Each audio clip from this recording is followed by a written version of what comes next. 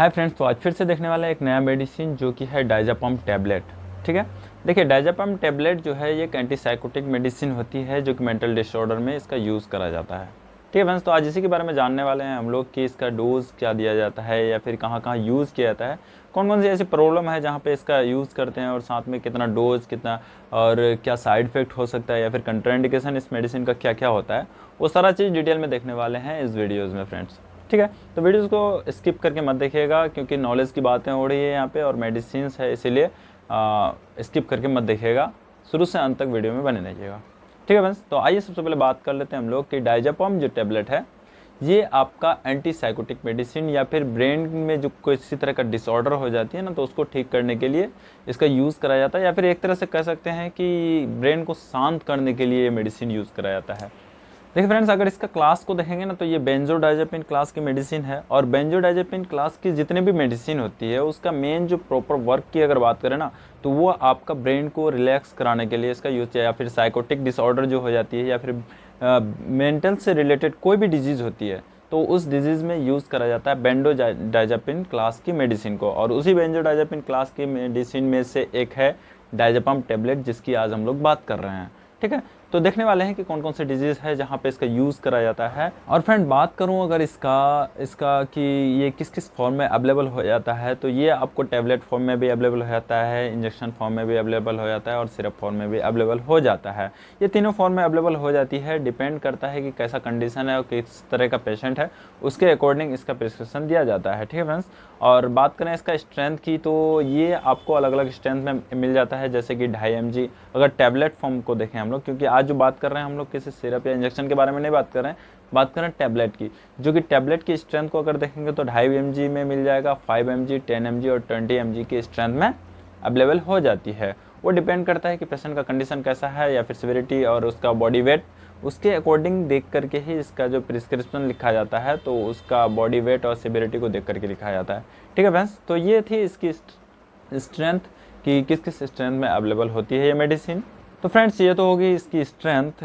अब देखने वाले हैं इसकी अवेलेबिलिटी या फिर मेडिकल्स में जो अवेलेबल होती है। तो ये एक्चुअल में डायज़ापम जो है ये एक सॉल्ट है या फिर इसका कंपोजिशन बोल सकते हैं, लेकिन ये आपको मेडिकल्स में डायज़ापम नाम से नहीं मिलती है इसका, क्योंकि ये जेनेरिक नाम हुआ। और मेडिकल्स में जैसे ही जाएंगे तो वहाँ पे आपको ब्रांड नेम से मिलेगा मेडिसिन, या फिर डॉक्टर जो प्रिस्क्राइब करते हैं ना तो वो ब्रांड नेम से करते हैं जो कि कंपनी का दिया हुआ मेडिसिन में नाम होता है। ठीक है, तो उसमें से कुछ पॉपुलर ब्रांड नेम देखने वाले हैं हम लोग, जैसे कि वेलियम हो गया, काम्पोज हो गया, डाइपोज हो गया, जीबोस हो गया, डाइजेप हो गया, इस तरह का कई ब्रांड नेम है जो कि इस नाम से आपको मेडिकल्स में अवेलेबल होती है।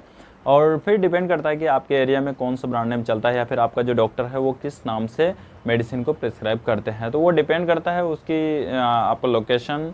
हो सकता है कि डॉक्टर आपके इस नाम के बजाय कोई दूसरा नाम का मेडिसिन चलाए। तो फ्रेंड इससे कंफ्यूजन नहीं होना है कि किस तरह का नाम, लेकिन इसके सारे मेडिसिन को एक जगह अगर देखेंगे तो सब में ब्रांड नेम अलग अलग हो सकता है, लेकिन उसके अंदर की कंपोजिशन अगर देखेंगे तो डायज़ापम ही होगा जिसकी आज हम लोग बात कर रहे हैं। तो ये तो हो गया ब्रांड नेम। अब देख लेते हैं इसका यूजेस कि किस किस कंडीशन में इस मेडिसिन को यूज़ कराया जाता है या फिर कौन कौन सी ऐसी डिजीज़ होती है जहाँ पे इस मेडिसिन को यूज़ करते हैं। जैसे कि मैंने सबसे पहले बताया कि मेडिसिन जो है एंटीसाइकोटिक डिसऑर्डर में यूज़ कराया जाता है या फिर ब्रेन से रिलेटेड या फिर मेंटलिटी से रिलेटेड कोई ऐसी प्रॉब्लम हो जाती है जहाँ पे ब्रेन को शांत करने के लिए अगर मेडिसिन दिया जाता है तो उसमें से डायज़ापम को भी यूज करा जा सकता है जो कि ब्रेन को शांत करे यानी रिलैक्स करे, और पेशेंट की जो मेंटल कंडीशन है उसको ठीक करने के लिए इस मेडिसिन का यूज़ कराया जाता है। तो देख लेते हैं डिजीज़ को कि कौन कौन सी ऐसी कंडीशन है या फिर कैसा कैसा सिम्टम्स है जहाँ पे इसका यूज़ करा जाता है। तो इसका जो यूज़ की बात करें हम लोग तो एंजाइटी डिसऑर्डर में यूज़ कराया जाता है। एंजाइटी डिसऑर्डर में क्या होता है, पेशेंट ना एक्चुअल में फ्यूचर को लेकर के बहुत ज़्यादा एक ही चीज़ को रिपीटेड बार बार सोचना,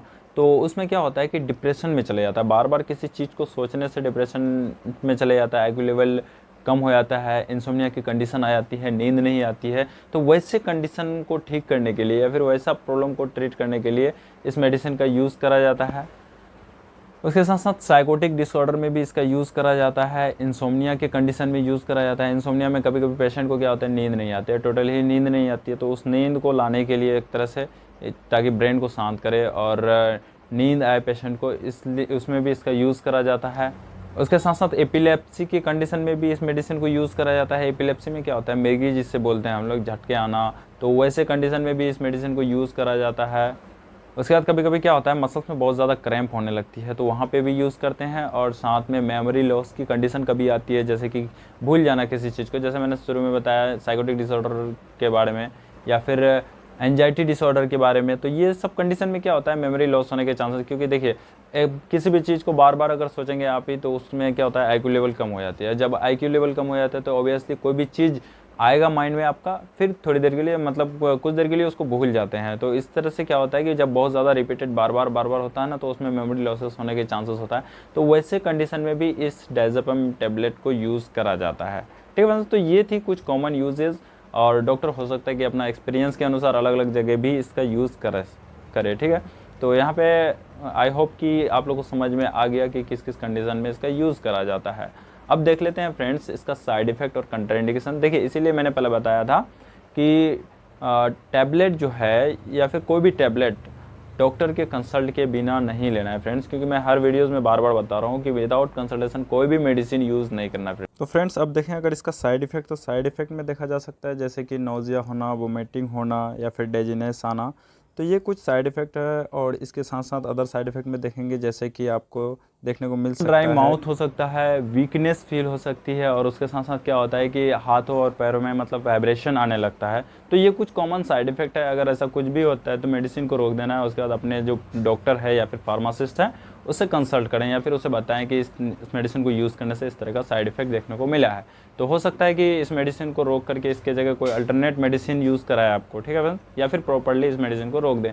और उसके साथ साथ बता दो फ्रेंड्स, अगर देखिए जैसे मैंने बताया बेंजोडाइज़ेपिन क्लास की मेडिसिन, इस क्लास की मेडिसिन से अगर एलर्जी है या फिर ऐसा कोई सिम्टम्स नज़र आया है आपको, तो डॉक्टर से पहले कंसल्ट कर लें, उसे बता दें कि मेडिकल हिस्ट्री में ऐसा कुछ रहा है, जैसे कि मेडिसिन को यूज़ करने से आपको नेगेटिव साइड इफ़ेक्ट देखा गया है, तो हो सकता है कि इस मेडिसिन की जगह डॉक्टर आपको कोई दूसरी मेडिसिन दे। ठीक है फ्रेंड्स, तो ये मेडिकल हिस्ट्री बता दें। अब देख लेते हैं फ्रेंड्स इसका कंट्रा इंडिकेशन, कि किस किस कंडीशन में इस मेडिसिन का यूज़ नहीं करना चाहिए। जैसे कि देखिए कंट्रा इंडिकेशन को देखें हम लोग, तो लीवर, फैटी लीवर हो गया, या फिर लीवर का कोई डिसऑर्डर हो गया, या फिर किडनी का कोई प्रॉब्लम हो गया, या फिर प्रेगनेंसी का प्लान कर रहा है, या फिर ब्रेस्ट फीडिंग, ऐसा कोई भी कंडीशन आता है, या फिर हार्ट रेट से रिलेटेड कोई प्रॉब्लम। तो ऐसा अगर कुछ भी प्रॉब्लम पहले से है तो डॉक्टर को प्रॉपर बता दें, या फिर इस मेडिसिन को यूज़ ना करें। आई होप कि सारा चीज़ क्लियर हो गया फ्रेंड्स डायज़ेपम टैबलेट की, कि डायज़ेपम टैबलेट कहाँ यूज़ करा जाता है, किस कंडीशन में दिया जाता है, और क्या क्या साइड इफ़ेक्ट हो सकता है, वो सारा चीज़ मैंने डिटेल में बात की है फ्रेंड्स इस वीडियोज़ में। अगर आप लोग सही से नहीं देखे हैं, स्किप करके देखे हैं, तो वीडियो को फिर शुरू से अंत तक सही से देखिएगा, ताकि इसमें जितनी भी नॉलेज की बातें हैं वो सारा चीज़ आपको प्रॉपर समझ में आ जाए। ठीक है फ्रेंड्स, तो आज का वीडियो यहीं समाप्त करते हैं फ्रेंड्स। उससे पहले बता दूं कि मैं इस चैनल में जो है वो मेडिकल से ही रिलेटेड सारी इन्फॉर्मेशन वाली बातें होगी। देखिए, अगर चैनल में पहली बार आए हैं तो चैनल को सब्सक्राइब कीजिए और शेयर कीजिए अपने फ्रेंड्स एंड रिलेटिव में, ताकि उन्हें भी इस तरह का इन्फॉर्मेशन मिलता रहे। ठीक है फ्रेंड्स, तो फिर आज का वीडियो यहीं तक समाप्त करते हैं और मिलते हैं फिर नेक्स्ट वीडियो में। तब तक के लिए आज का वीडियो